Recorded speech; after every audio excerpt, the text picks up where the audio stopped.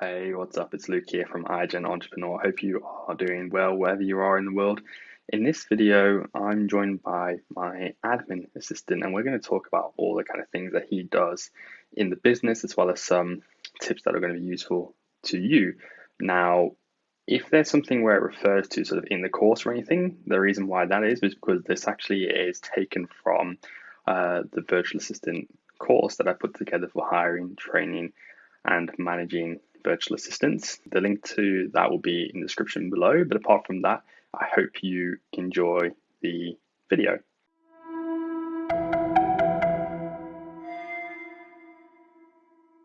All right, thanks for joining me today, Joseph. For those who don't know, Joseph is sort of like a head of admin now. He helps me and has helped a lot in the online arbitrage business, but is now helping us venture into the US for online arbitrage, as well as to help manage some of the admin aspects of the iGen Entrepreneur brand. So I know you've been working with me since, I believe, February 2020, Joseph. And I just wanted to kind of understand before we go on a bit more about you. So maybe in like a minute or less, do you want to just tell us a little bit more about yourself? So maybe any hobbies, where you're from, that kind of thing. Okay, so I'm from Malolos, Bulacan. It's a province near capital of Bulacan. We are adjacent to Manila. So even though it's a province, it's still a city. Okay, so before the pandemic, I was really outgoing, but things happened. I shifted my hobbies to planting vegetables, hydroponic system. So that's my hobbies for now. Cool, thank you. And yeah, appreciate that. So I guess the next question is really to understand, well, if we go back, what sort of made you look for that, I guess, this sort of line of work, that online role? Because I believe, correct me if I'm wrong, but you were doing some part-time bookkeeping work, if I'm right. And then obviously you found and started doing work for me in an admin role online. But how did you come across this line of work, and what made you pursue being a virtual assistant? Had you done it before? Okay, so it's the first time I'm working for as an online virtual assistant. Yes, I've been doing bookkeeping work for the past couple of years. Then since I'm still studying my master's degree, so I wanted some a work that would be flexible in time, so I could still earn a living and still continue studying. So I tried to find work like that, and a couple of friends referred me to online jobs. Then that's the rest is history. Awesome. Cool. So I guess the next question is, obviously you, for those who don't know, Joseph works part-time. So it's gradually increased the amount of hours, I think, over time, and probably now doing around, I'd say, average 25 hours per week from what I can see, if I had to guess. So question for me is, well, how do you structure your days, and how do you like stay on top of everything? And what are some of your expectations from your role? Firstly, what I do is I check all the messages in the morning. Start my day around 9 a.m. for the online work. Then do my other chores or studying. Then I get back to doing work online at around 1 p.m. Since this is the time most of my workmates are online. So I structured my day around that. Then I usually finish working around 11 p.m. At night. Then what I really think is my expectation is what has happened. I didn't want to work for something that will be too repetitive. So what I was doing last February, I am not doing that anymore since Luke has structured my growth that I would be able to do something more meaningful. Cool. I appreciate that. And I think it sounds like from what I've spoken to and just in general, you've really enjoyed. And I think this thing, it's one, obviously seeing if you yourself and other team members actually want that sort of potential growth and progression in role. 'Cause not everyone does. People are sometimes comfortable where they are. But I think that's the thing with you. You seem to, from what I've spoken to you, have that drive to keep learning and progressing. I think that's what's happened. So obviously, really starting out just as very much general admin task is for the online arbitrage business. So what you kind of expect, and then gradually progress into now for those who are curious, Joseph has recently helped me hire a couple new admin assistants there. So that's the kind of progression we're talking about. And I think that's really the thing which I talked about previously is ultimately a virtual assistant can do anything that you can do potentially better. It's just the case that obviously just can't require their physical presence. So yeah, I think that's why Joseph's becoming really, or is becoming more and more valuable to the team there. I'm glad to share that growth there with you. So I guess the next question around maybe structuring your days, is there anything there that helps you with that structure of the day and with helps you with the efficiency of productivity. So any like really standout tools or a workflow or any resources that have helped you? Most of help that I really could require is from my workmates. So the tools really is an open communication. So we use Skype and Slack. Other than that, we just use the Google Suite. But what really is important is that I can reach out to my workmates when I need help for some of my tasks. Awesome. Yeah. And I think that's key. Like we're obviously fortunate in our business that we do have a team of virtual assistants there. And obviously then myself as well. I think for anyone watching, it's really, if you're just going to hire that first team member, you've got to be that person who is ultimately there for them. I would say just to be able to them to approach you and ask questions. And even if it's just a case of booking in a time each week where you can have questions or making yourself available. I mean, we've talked about communication channels previously in this course, but yeah, I think there obviously we've got the luxury, myself and Joseph, of that we've got that team built there and everyone can help each other. But if you don't have that luxury, it's maybe finding another way where it's just you and the team member who are having very clear communications there. And that's something that has allowed me to not sort of step away, but spend like I'm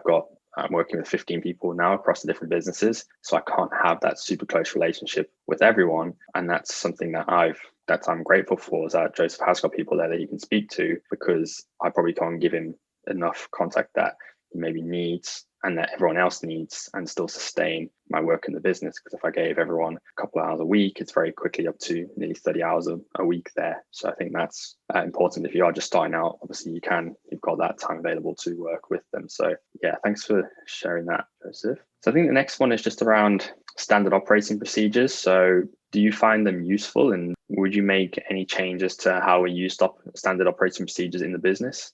I find it very helpful, especially for tasks that I don't do daily. So for tasks that I do weekly and monthly, especially for the monthly task, I have to always consult the SOP so I don't forget anything. Plus, since we are doing the training for the new VAs, what I do is ask them for their comments on the SOP so they can give inputs, what's confusing, what is clear. Overall, it's very helpful. Awesome. I appreciate that. And yeah, I think for me it really serves as, it just helps having almost like, well, one, when you learn the task, obviously it's very useful. But then as you mentioned, during those daily tasks, it's like a checklist almost, and it helps prevent things from being forgotten in my mind. And then I think, as you said there, it's really key to keep those up to date and to challenge those. And as you said there, with the new team members coming in, letting them be able to question things and to say where they're not sure or where they maybe suggest improvements. I think that's really, really useful. So I appreciate mentioning that. So I think the next question is, in general, what do you look for from the business, your work, the job role, and then your manager? And linked onto that, what can your employer do to help you to enjoy and get more out of the work in general, and just to help you, I suppose? So I have think I have to break that down. So Sure. okay, for what I look for an employer, for a manager, is someone who can guide. I don't want to be a robot of sorts. So I just want, if I don't know, I can ask, but the manager still gives leeway on how I can solve the problem. And if I can solve the problem, I can ask him, and he can schedule a time, and maybe not right away, but still makes time to help if needed. Okay, for the other things, just personal growth, personal and professional growth, that I won't be stuck on a specific task for what I'm doing now. Maybe I won't be doing that in 6 months. I can help train other people, but that I can grow as a person and as a worker. And yes, I enjoy my work, especially the flexible time. So I wouldn't be here for I think 11 months if I didn't love the work. Awesome. Thank you for sharing that there. I think it's really useful for people who are going to be listening to this. Cool. And in terms of that, so in terms of, okay, we covered sort of cause and learning, but in terms of feedback, what is your preferred way or ways of receiving feedback? Since I'm a Filipino, Filipinos tend to don't take criticism very well. In my case, I want it straightforward, and just that even though I made a mistake, just explain why what happened and what will be the implications of what I have done. I can learn. Then hopefully I have learned from my mistakes. Cool. Yeah, thank you. I think from my point of view, that's the thing. It's really from like my knowledge, I obviously know the business well. I know pretty much everything that's going on and the implications, but that's the thing. You can't just assume that your team knows. And I think really giving context behind maybe why a task is important or what are the kind of the goals of the task and then why they actually matter and what the potential implications are. I think that helps. And I think that's what you've sort of touched on there in terms of, well, it does actually help when you make mistakes. But even then, I mean, I think for me, I don't know if it's important for you specifically, but I think as well, like on top of the feedback from potentially mistakes, but also what's going well and maybe doing more of that. And maybe I don't do that enough, but I do think it's important to share that positive feedback as well as constructive feedback. Yes, I agree with that. Cool. All right. So this is another question. I think it's kind of different. So I've spoken to some of the sourcing and purchasing team, but someone asked like, well, how long does it take you to grasp the process? I mean, obviously there's quite a lot of different processes, but in general, what's sort of the timeline for you in terms of when you get a new process, maybe how long does it take you to get familiar with that? Okay, so if it is somewhat related to what I do, like bookkeeping and general accounting, it would maybe take about a week or less to really grasp the situation. But if I have to start from scratch, like research for something, for example, if I was put into purchasing, so that will really take a lot of time for me. But really up upon the manager what should be fit for my skill set. So I wouldn't waste a lot of time doing research for that task. Cool. Yeah, I think that's really the thing. It depends on, it's not a black and white situation. I think for me it's more about not kind of expecting how long it's going to take. It's more about actually giving the team what they need, the resource they need. Like so for example, it's going to be covered in this course already, but providing like so sometimes when I ask Joseph to do a new task, it might just be something like I don't know, maybe so we haven't been tracking the cashback where I've done it occasionally. I might just record the actual process, talk along what I'm doing, ask Joseph to build out a standard operating procedure to check his understanding and then clarify any potential gaps there or anything else. Do maybe like a test run. And then initially you want to be having feedback, like calls on that process, and then having some sort of measurement there to track it going forward. And I think it's not about trying to get it perfect, but it's just trying to get it up and running and good enough so that it's that imperfect action as opposed to perfect action. And again, it's just a case of it takes as long as it needs. I think as long as you are seeing progress with the team, that's fine. At the end of the day, like with Joseph or anyone else, as long as they're actually working towards it, that's fine. Realistically,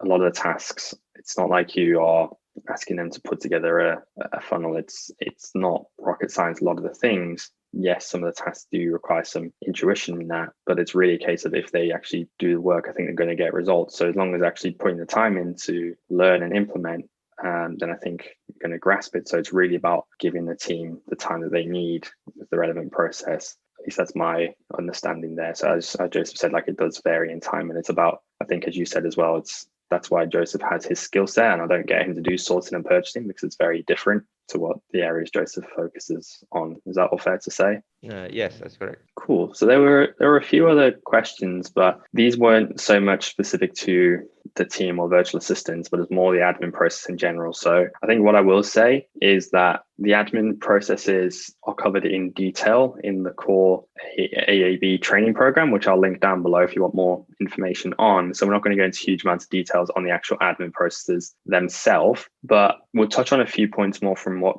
Joseph does, maybe any tips. So the person asked, how do we keep track of shipment reconciliation? Do you use spreadsheet? What does that look like? I mean, yes. So Joseph, in terms of shipment reconciliation cases, do you want to touch on quickly how you keep track of that? Okay, so we do have a spreadsheet that I update weekly. I get the information from Seller Central, then then I upload it to the spreadsheet that we use. Then I get back to it once a month to check what has been reconciled, what are missing, because Amazon does before they used to give 60 days time for reconciling it, but now I think it's about 30 days, so that you should raise a case for the missing item. So that's about it. What is important is we have the invoices to prove that how many we have purchased. So when they ask to prove that we sent in this much, we can send it right away. We can prove it right away. Awesome. And yeah, just to kind of clarify my understanding there, it's really a case of having that spreadsheet where we're tracking, okay, the shipments, and if we're trying to like reconcile it. So if we ship 60 and they've received 60, great, that's all good. If we send 60 and they've received 55 and we've got an open case, we're going to keep chasing that up. But if we sent 60, they received 55 and we've been reimbursed for the 5 and we're happy with that, then that can be reconciled. And it's really a case of managing those outstanding issues once the shipments have been closed. So again, that shipment reconciliation process and other processes will be in more detail in the training program, but I think that's useful to touch on those aspects in a little bit more detail on how the workflow actually works. So thank you for talking about that, Joseph. So this is a bit of a difficult one, and I don't think there's really a right answer. Maybe Joseph can share his process on how he chases them down. But the person asked, what do you do with products that you can't account for? So for example, the prep center don't have it. They said they haven't received it, and the retailers are just saying it has been delivered, like they're adamant on it.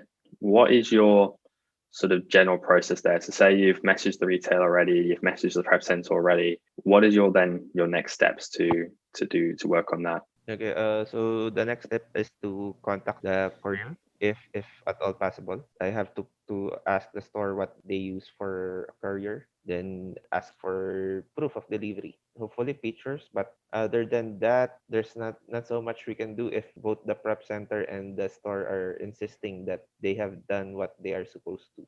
Yeah, I think it's a difficult one, and I think what we find is that generally when we chase these up, we don't have many of these existing issues, but we have had a couple. We've had a couple where the prep center eventually reimbursed us. We've had a couple where items have turned up eventually. We've had a couple where my understanding is we've been reimbursed by the courier. But I think it's really about just doing what you can within reason, and it's going to be different for a couple £100 worth of stock versus 20 quid worth of stock.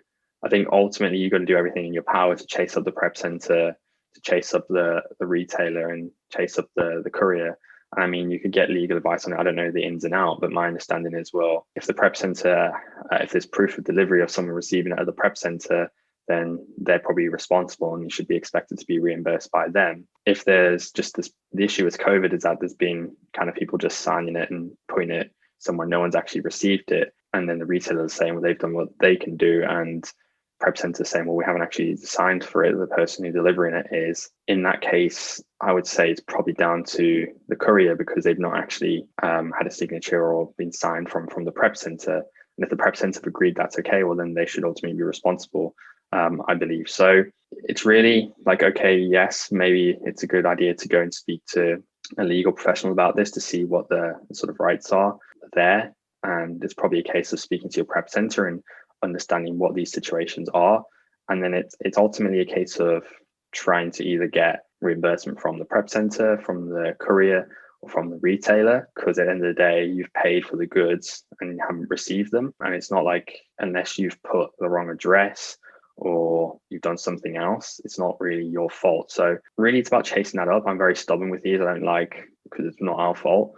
But the other parties are going to pass it off onto each other. So I think it's about chasing that up, but it's also within reasonable time. If you spend 5 hours chasing up something that's 20 quid, it's probably not going to be worth it. And yes, these are very, I mean, Joseph can correct me if I'm wrong, but I think these are very rare where they don't ever really get resolved. But if it was to that stage, you probably have to just write the stock off as an expense, which would mean like if you spent £20 on stock, it'd just be an expense, like wastage, where it would just decrease your the profit figure on your balance sheet. I don't know if you had any more to add on to that.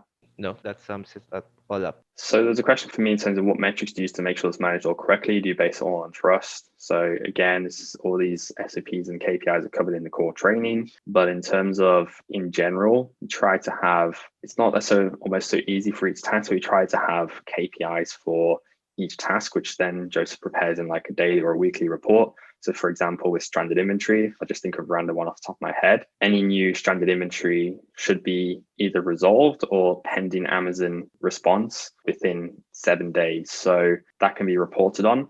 So it's easy to spot check. You can go into stranded inventory. If there's something there that's over 7 days old and it's not been a case created with Amazon or it's been resolved, then that's a case of, well, that KPI hasn't been met. So you can track those. So it's like having this weekly report with those kind of things. And that's, yeah, it's ultimately, well, one, I think you've got to have that trust there where they've got clear daily, weekly, monthly tasks and they should be going through it.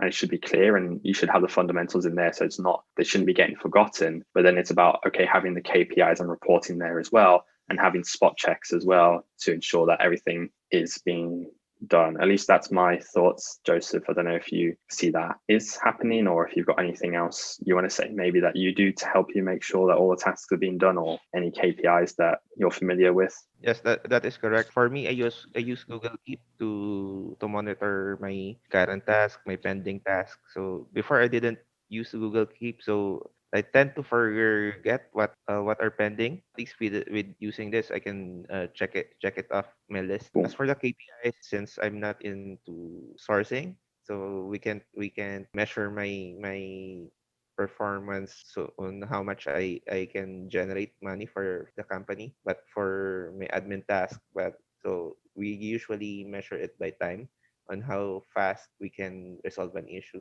Cool, I appreciate that. And the next question was in terms of processing Amazon news. So on Seller Central, Amazon have the news and they always have updates and everything.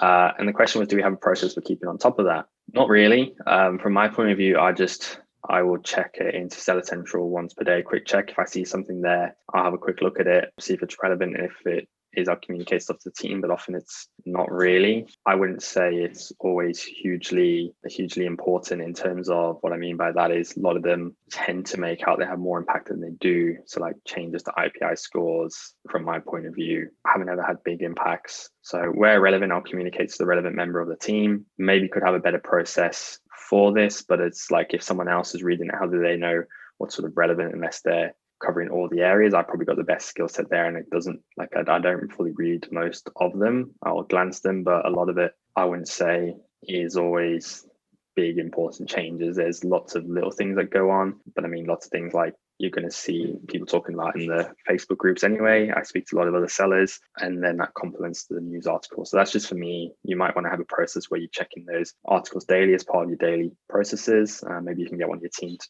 do that as well. In terms of stranded items, this person asked, are items that we've done everything Amazon told us to do and still can't list them? I'm guessing you're saying are there, or you're saying there are, stating it. Have you found there are the same problems that you come across over and over again with stranded items? What are they, and what are the fastest ways to deal with them? So, I mean, I don't know, Joseph, maybe that's for you. Like, do you have any general tips in terms of dealing with stranded inventory? Just making a case for anything that can't be refreshed or automatically solved by Amazon. So just make a case and follow the instructions from there. But as you said, I shouldn't take anything that Amazon says what I should do. So just also add some research to how a problem can be resolved. Yeah, I think that's a difficult thing. It's really a case of, a lot of the time you got to speak to an Amazon employee who actually knows what they're talking about, which can be a lot harder than it sounds some of the times. But that's the thing. It's like you make a case and they might come back with absolute nonsense. So it's having a bit of context around different reasons for stranded inventory, a bit of knowledge there, and applying, trying to, yeah, a lot that you can just fix yourself, if not creating a case and just keep going back at them until it gets resolved. I think that's what you're saying there, Joseph, and that's my understanding as well. Cool. So in terms of unfulfillable inventory, for us, they're asking, what do we do in terms of returns, removals? So yeah, we have removals go to a prep center who process them, and if they're in new condition once they've been inspected, we'll just send them back in as new. If it's the fact that they are used, we're reworking that at the moment. We're trying to potentially get a liquidation sort of company. I don't know what the right word is, but where they sell that, all that crap for you. It's just not worth it for us we don't get stuff sent back to my house, for example, and because I don't want to deal with that. It's extremely time consuming for the money it is, but it still is stock sitting there. So working on a new process. My brother's potentially going to manage that, get it sent back, and he's just going to sell it all on eBay or dispose of what's not worth selling on eBay. But the other option is, there are companies, I can't remember off the top of my head any names, but there are companies that you can liquidate stuff to, and they'll sell and give you a percentage there going forward. I just think it's really not worth, for me anyway, the time to go and process all these items, sell them on eBay, or go to a car boot, for example. You got to factor in returns, and yes, you're trying to claim back what you can from returns, so you try and sell it new if you can. But yeah, for used, it's really no specific process. I just really don't think, for me anyway, and probably for you, it's not worth the time to send it back to our house. So yeah, not so much one for you there, Joseph. But that's pretty much all the questions we had and everything I wanted to cover. So I think ultimately, yeah, thank you very much for joining me today. Is there anything else that or anything you thought might be useful to share before we finish up? Nope, just make sure that the tasks are being done. Then, as a manager, to check up on your VAs and just not trust that they're doing what they're supposed to. All right. Well, thank you very much, Joseph. I appreciate that time for joining us, and I will speak to you again soon. Awesome. I hope you found that really useful. And look, I think if you do want any more information, the best place to go for that will be a link in the description where I will drop some more information about the virtual assistant program in terms of how to hire, train, and manage a virtual assistant. That's going to come with around 20 templates from all things from the sourcing workflow to our hiring workflow, to purchasing workflow, to admin workflows, as well as all those job post contracts, things like that, and all the theory around it. I think there's about 55, 60 videos in the training. And it's really going to help you to save so much time. For me, it's allowed me to, since I had virtual assistants back in April 2019, to take my business to work in less than 4 hours a week. And over a month in Q4, I generated 22K net profit alone. That's a pretty nice hourly rate. So look, if you're interested, check that out below. Besides from that, I hope you enjoyed the video and I'll see you in the next one. Cheers.